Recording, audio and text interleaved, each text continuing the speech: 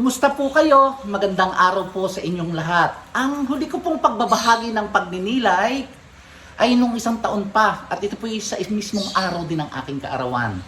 At higit sa lahat, bago ang lahat, ako po ay nagpapasalamat sa biyaya ng Diyos, sa biyaya ng buhay. At eto na naman po tayo at inaanyahan ko kayo sa pakikinig at sama-sama nating pagninilayan ang mabuting balita ngayong araw na ito. Lunes, August 11, 2025.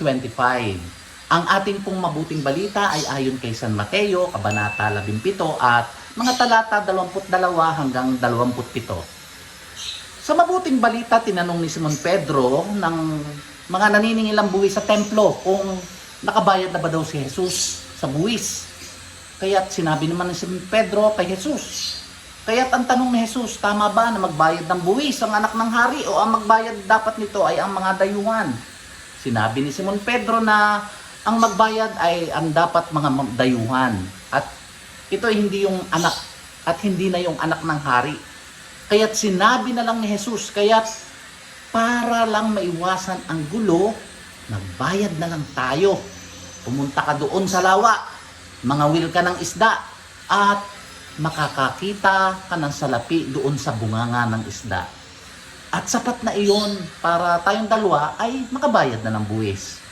Mga kapatid, marahil sinasabi ni Jesus sa mabuting balita at hindi agad ito nakita ni Simon Pedro at yung mga naniningil ng buwis na para bang sinasabi niya, at bakit niyo ako sisingilin? Di ba ako ang anak ng Diyos? Pero dapat bang magbayad ang anak ng Diyos? Di ba hindi naman?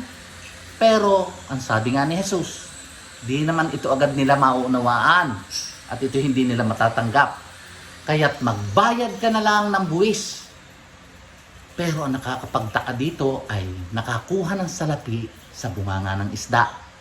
Mga kapatid, ito ang tatandaan natin. Kung tayo talaga ay anak ng Diyos, hindi tayo pababayaan ng Panginoong Diyos. Ito naman ay sa mga responsibilidad natin, sa mga tungkulin natin, sa mga gampanin natin sa buhay, sa ating mga pangangailangan, sa ating mga hinaing, sa ating mga pagod araw-araw, sa ating pagiging busy araw-araw, sa ating mga problema. Hindi tayo pababayaan ng Diyos dahil tayo ay anak ng Diyos.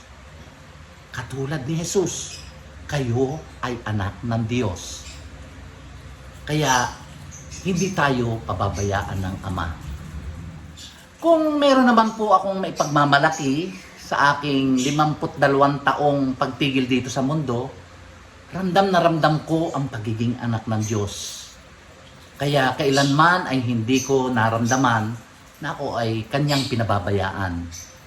Ang problema at mga pamatok o bigat sa buhay ay nalalampasan ko dahil hindi ako pinababayaan ng Diyos.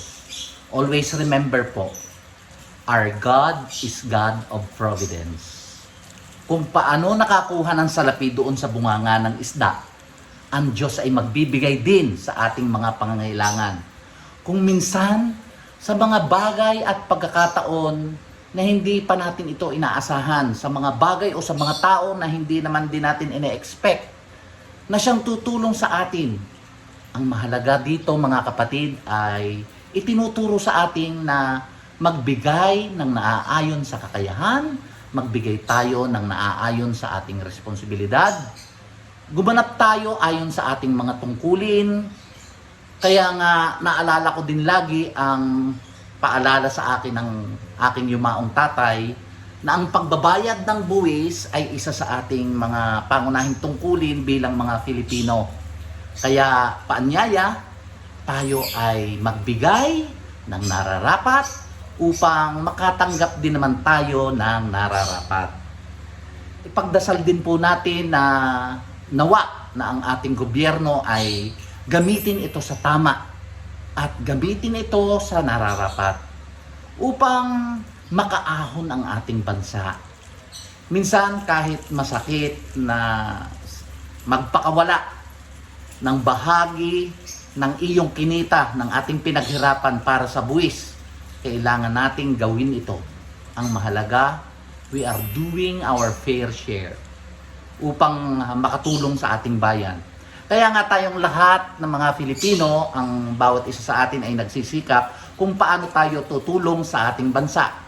Kaya ipagdasal din po natin ang lahat ng mga namumuno ng ating bayan, ang lahat ng politiko, ay wag naman sanang maging mapanlamang at kahit tayong lahat ay maging tapat na tumutugon o tumugon sa ating bayan. At higit sa lahat ay naaayon sa kabutihan at pagtugon sa mga paalala ng ating simbahan at sa Panginoong Diyos na ating pinaglilingkuran. Hindi tayo pababayaan ng Diyos. Ano mang pangangailangan natin, for the simple reason, anak tayo ng Diyos. Magandang araw po sa inyong lahat. Patuloy lang po tayo na magnilay sa araw-araw sa pamamagitan ng ating Facebook We Reflect series. Paki-like po and paki-subscribe na lang po tayo para sa patuloy ang paghahari sa ating mga puso, ang pag-ibig at pagtitiwala na hindi tayo pababayaan ng Diyos.